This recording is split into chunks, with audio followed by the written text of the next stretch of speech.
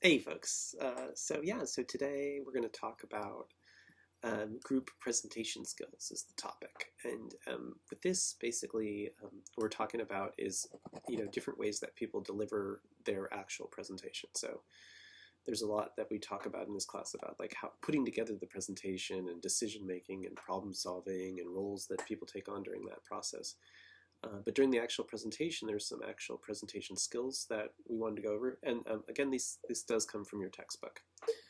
Okay, so the first topic is when you're communicating to an audience is the idea here. This is, actual physically communicating to them, face-to-face or online, but it's the actual presentation. And the first topic is formats, the different formats of the presentations. And you'll be familiar with these, I imagine, but because you've done them, but what are they actually named? This is just kind of a review.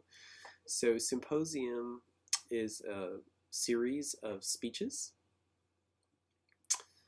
and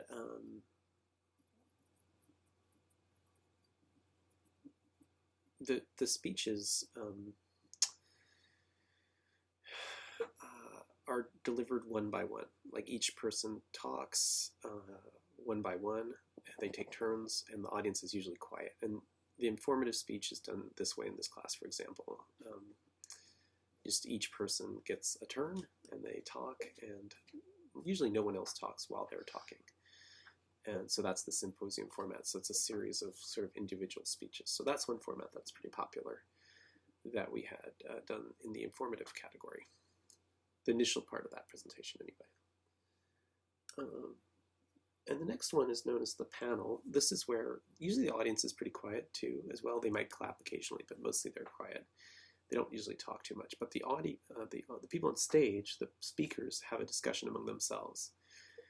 And the classic example of that is if you've ever watched the television program The View with Whoopi Goldberg.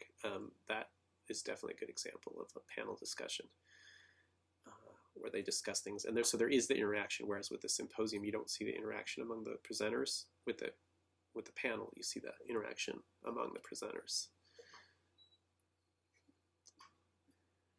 And then you have the next format is known as the forum. And with the forum, basically, this is where it's like a free-for-all. And we actually did this as well this semester, but it's right after the informative speeches. We had like a opportunity for everybody to talk to each other. And the audience can ask questions, but they can also make points. The people on stage can answer the questions. They can also make points. Audience members can talk to each other. So it's just a free-for-all. Yeah, so that's another format. It can get a little chaotic. So ours didn't, but they can get chaotic. So that's why people a lot of times will choose the symposium first and then go into a forum. Or they'll do a panel first and then go to a symposium because they don't want to they don't want to get too crazy and chaotic. In fact, I had a meeting this morning actually with UCLA, and the panelists were all people that worked for UCLA. And then once they were done, the audience was able to ask questions, so that it became a forum. And they can make points too, not just ask questions, but so it's not just a Q&A. Okay, yeah, so next up we're going to talk about delivery styles, like different ways to actually deliver your speech, and this is kind of in the nonverbal realm. The first style is the impromptu style. This is where you really don't prepare in advance. You usually have about no time to prepare, or like 2 minutes maybe, or maybe like 30 seconds.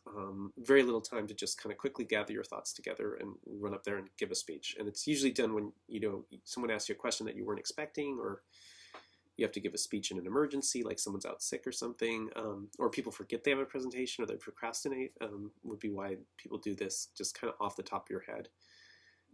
They can turn out okay. Sometimes they're, it can be a little bit disjointed and disorganized, but sometimes the audience is just happy that you're able to do it on the fly like that, and because there wasn't time to prepare. But I wouldn't really recommend it unless you have to do it, but a lot of times in life you do have to do it. So especially like as a teacher, you get questions you weren't expecting. You have to answer them impromptu style. All right, and the next style is the manuscript. This is where you actually you write the speech out word for word. Usually you print it out on paper or you have it on your iPad or something, and then you read it exactly word for word. It's really super boring for the audience. Usually we just do that if there's like a legal case or something like that where, and not the whole legal case, but you know, something, if every word you're going to say is going to be clung to and, you know, processed by the media, but otherwise it ends up lacking spontaneity and being fairly boring, and it sounds like, you know, reading. So we don't really recommend it too much, but people do it anyway. There are certain circumstances where it is the right thing to do, but, you know, it can kind of be like a bedtime story and put people to sleep. Next up, we've got the memorized. Basically, it's the same as the manuscript, but you memorize every single thing word for word, and you don't ad lib or deviate at all. Now, can also be kind of, well, the main problem, it's not necessarily boring because you can practice to the point where it's not boring. It's just if you lose your train of thought or you lose your memory at some point,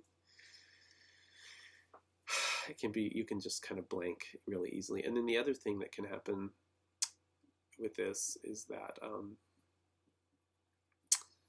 sometimes it has like a stiffness to it. But if you practice a lot, you can get away from that. But a lot of times people don't practice enough and they end up with that sort of stiffness. And then the extemporaneous delivery style, which is kind of the one we use in, like, not just our class here, but just in general in college and university. Most presentations, there are exceptions certainly, but most presentations are done extemporaneously.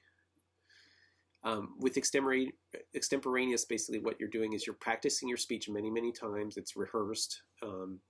You have an outline, a plan. It's, you know, very, very well prepared, but you're still open to a little ad-libbing here and there, and you're not tied to every word being specifically done like you would with the memorized style or the manuscript style. And definitely, like, if you look at the informative speeches that we did in this class, those were delivered that way. The storytelling speeches too, you know, most of them were done that way as well. So it's kind of the most common, you know, way most teachers use it for their lectures. And, you know, it doesn't mean you haven't practiced. You have practiced, you've planned, you've run through it many, many times, but you still have that ability to ad-lib a little bit, and you're not tied to specific words all the time. And so it has like kind of a better flow. It's pretty popular in business circumstances as well.